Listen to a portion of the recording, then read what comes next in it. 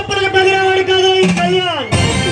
నీలాంటి గుండాల గుండె చూసి వాళ్ళ వెచ్చని రక్తంతో ఈ భరతమాత పునీతం చేస్తా.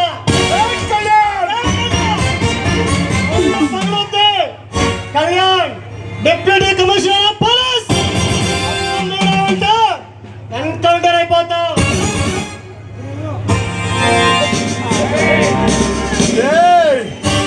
ఈ పండగ గురించి నీకు తెలియదురా, అందుకే ఇలా చెలరేగిపోతున్నావు.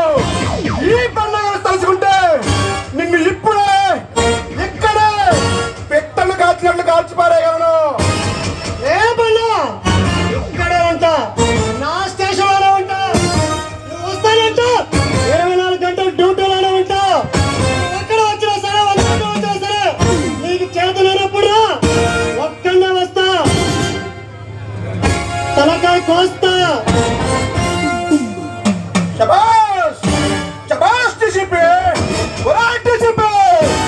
నాకు నీలాంటి మొండి వాళ్ళే కావాలిరా. ఈ చావు చూసి పోలీస్ ఆఫీసర్ అని సరే ఈ పండగ ఎదురు నిలబడకూడదు. ఒకవేళ ఎవరైనా ఎదురు నిలబడితే వాడికి నీ సావా గుర్తుకు రావాలిరా. కాపు సారా కాసుకొని బ్రతికే నీకు నాతో ఛాలెంజ్. నీలాంటి గుండా నా కొడుకులు ఎన్కౌంటర్ చేసిన చేతులు రా ఇది.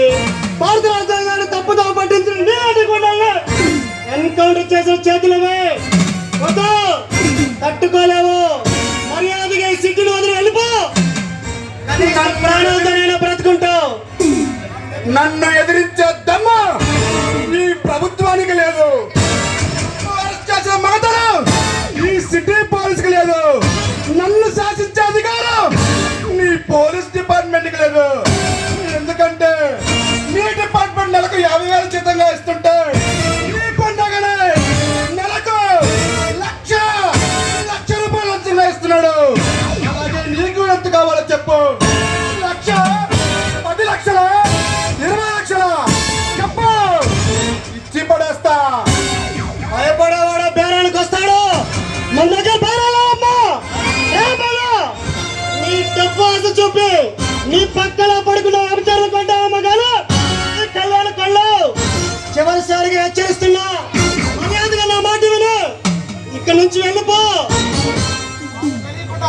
నాకు తెలియకుండా 100 తప్పులు చేయి.